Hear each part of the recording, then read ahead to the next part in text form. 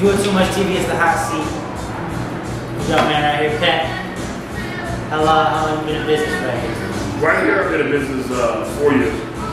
3 years and 9 months, to be exact. What do you serve? Specialty? Well, our specialty is Southern classics and traditional Texas barbecue.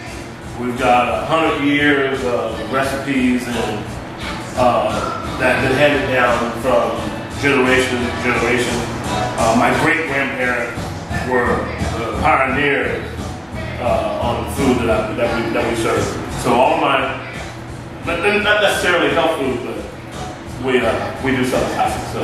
Shout out to the catfish. Oh yeah. Not health food, soul food. That's it. Good for the soul. Good for the soul. We're the only soul food restaurant, original authentic soul food restaurant in the state of Albuquerque. City. The state. State of New Mexico City. State of New Mexico City. I just had to mess with Pep. I'm trying to egg you on because Pep is hype. He gets hype. So where are you from originally? I'm from Denton, Texas. Born and raised about 36 miles northwest of Dallas, Texas. Although I was raised a long time in Houston, Texas. What brought you to Albuquerque, or to New Mexico? Well, cooking has been a big part of our family tradition and just our family get-togethers, period. But I'm a second-generation major leaguer, and my son, third-generation major leaguer. And I promised his mother that I would follow my son's baseball career once he got out of college. And he had a chance to get in the draft his junior year, come out of Northwestern in Natchitoches, Louisiana, and got drafted by Florida Marlins, 8th round. And they sent him down to Silver City, Florida. And at that time, I left what I was doing, and I moved down to Silver City, Florida. And from there, I went to South Carolina, Columbia. Then we ended up coming to Albuquerque. I was here 6 months. He got traded to Toronto Blue Jays, and I ended up staying. Subsequently, I ended up getting married, and so this is home. So your son plays Major League Baseball? He did. He just retired in February. Wow, I did not know that. Your son's name? Brandon Moore. Wow, I did not know that. Wow. My dad played for Cleveland Indians. My grandfather played for one of the only uncharted Negro leagues in Stamps, Arkansas. And of course, my brothers and my uncles played for baseball. Oh wow, that is incredible. A backstory from the story. That's yeah. So what would you say is your favorite dish? My favorite dish, probably one of the staples of the restaurant, would probably be a 2-meat combo plate with deep fried catfish and seasoned cornmeal with some of my dry rub ribs, collard greens, and our 7 cheese mac and cheese. Oh, not 1 cheese, 7 cheeses. 7 cheese mac and cheese. That's pretty much out of 100 customers, we're gonna get 96 mac and cheese orders, and that's what we do in the particular season when the business is really good here. We do an easy 250 pounds mac and cheese every 5 days. That's about on burn. That's a lot of arteries getting worked in New Mexico. Where are we located? Where are we at right now? This is 303 San Pedro Drive Northeast, here on the corner of Copper and San Pedro, right across the street from Expo, New Mexico, Gate 3. This is the destination location. A lot of times I don't have to flow like most restaurants because I'm not on the prime street or the prime intersection. But because we're a destination location, when people come, they come specifically to come here to eat. They don't happen to drive by like people do when they want something to eat, like McDonald's, Jack in the Box, and Taco Bell, because it's there in the corner. People come here with the intention to come eat specific foods that I serve. That's an accomplishment. That's a testament to your cooking. You know, the love that you put in cooking. So that is a profound thing. Aside from going down in the kitchen, what else do you do? Well, I go home about once a month. We own about 200 acres in Stamps, Arkansas. I go down there and cut pecans, cut hickory off our property. At the same time, the wild hog invasion is pretty much all over the country. So we kill hogs. My brother has a little side slaughtering business. So we kill wild hogs and we sell indigenous fish called crappie, and that's what we do. So that's my hobby: fishing, hunting, and pretty much family stuff. Although I worked 15 years with Texas Rangers. I scouted professional baseball for a number of years. And so that would probably be my passion besides cooking. But my hobbies are just what country boys do: four-wheeling, drink cold beer, shoot a battle, and get a hog. To see a squirrel or a rabbit, they don't get it too. And so, they can get it.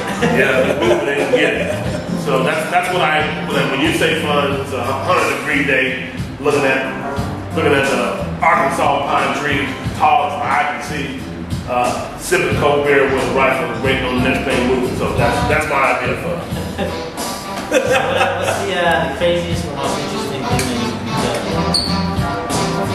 Well, I'm pretty seasoned in life, so ain't nothing but the credit that God has given me, blessed me, to be able to talk about some of the things that I've done. Well, I did go to college for 10 years. I went the first 4 years, got drafted to the Houston Astros, and I played baseball for 4.5 to 5 years.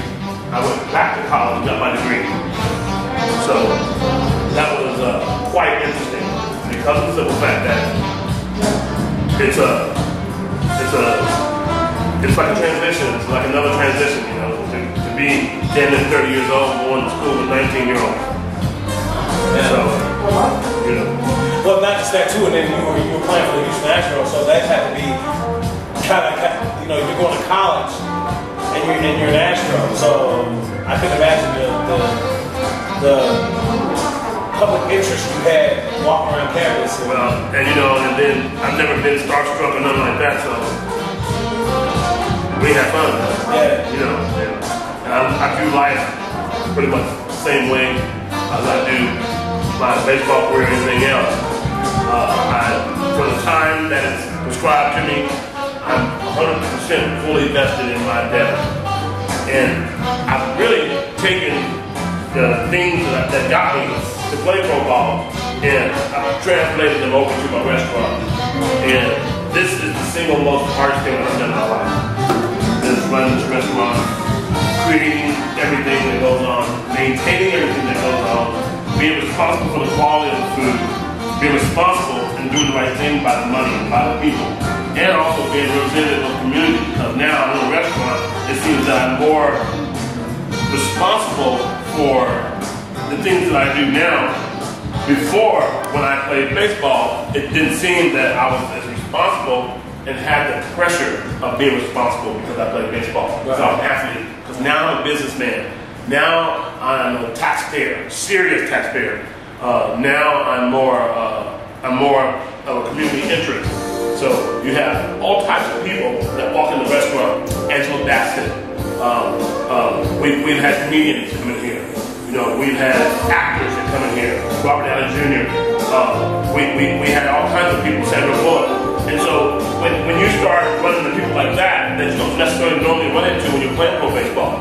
And there's all kinds of people sitting in the stands. Of course, we don't know who they are. But when you have the restaurant, people come to the restaurant and they look for peppers. Yeah. And now that I have Pepper's Barbecue, it's almost out of my. The restaurant is before me. Yeah. Because people don't care about pepper. They're coming to Pepper's Barbecue to get some soul food. Yeah. And they don't care about me. Yeah. Because now they want mac and cheese. Yeah. They don't care that I have to be in Texas 3 days. Yeah. So that's been the most interesting and the most self-fulfilling, because now it seems that I'm been thrust into another arena of life. Yes. And not just not just to add to that, I have to say, and understand the pressure that you talk about in the sense that we are, and I don't hate to bring up the race card. There is a race card here in this state that there's few African Americans, and there's few African Americans in some sort of influential position So you are essentially, in a sense, responsible for that aspect of it too, because we are small fish in a very big pond. That's right. So we are the voice and the face of the African Americans. That's right. You have to say that. That cannot not be said. Right. Well, I wasn't gonna go there. But no, you have to say but that. that's a whole nother dynamic Yes. in this business. Yes. And because I have to, in a sense, live up to other black businesses that have been here. Yes. Such as Quadrell. They have great business, great concept. They have to be great because they've been in business for so long. Yes. And so now, here I am, new fish in the pond, and I'm being scrutinized and compared to other people that are doing this now. Yes. So, saying all that, I'm up for the challenge. Yes. But I think that still is a testament that I've been here almost 4 years. And there have been Cajun, soul food, Jamaican, Indian, Thai, all these restaurants that come up and been out of business for 6 months, 9 months, 2 years, 3 years, 1 year. And so as we approach the curve or the fork in the road, I'm happy to say that we're still here. So, and I plan to be here. So. That's a blessing. What position did you play? I was second baseman.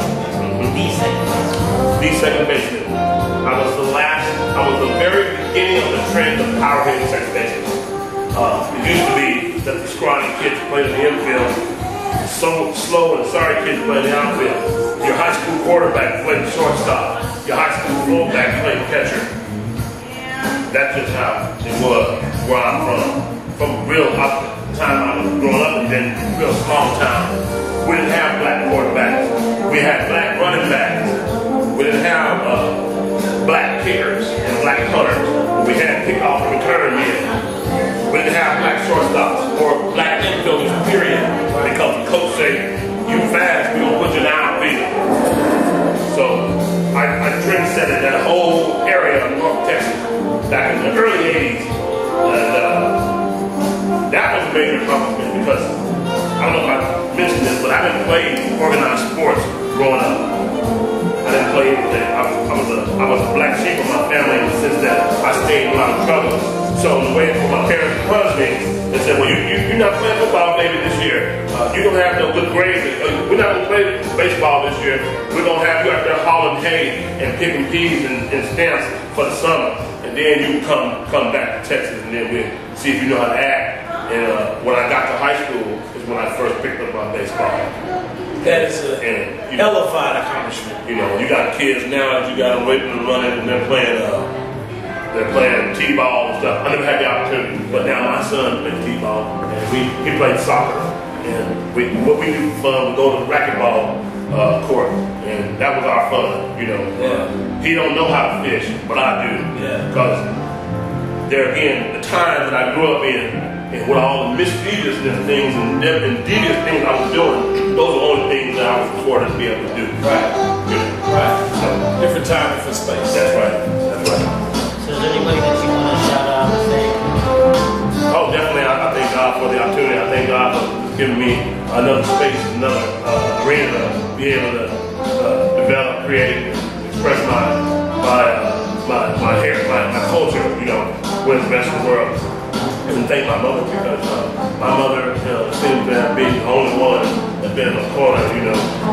I've had some good times, but I also had some bad times. And, you know, character and really man, the crux of being a man is knowing your limitations.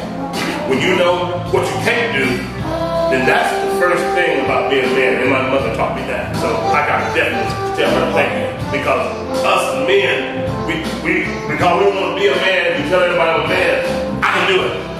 I can do it. Ain't nothing I can't do. But only when you realize the things that you can't do, and you know you can't do, then that's when that's where it's at. Great piece of advice. It was a pleasure to sit there and talk to him. It was a pleasure. I've always been a fan of Pep. I've known Kevin for years, and it's it's my pleasure. It's an honor to be sitting next to this man right here. Come get you some food. That's it. Catfish. Everything on the menu. 7 cheese mac and cheese.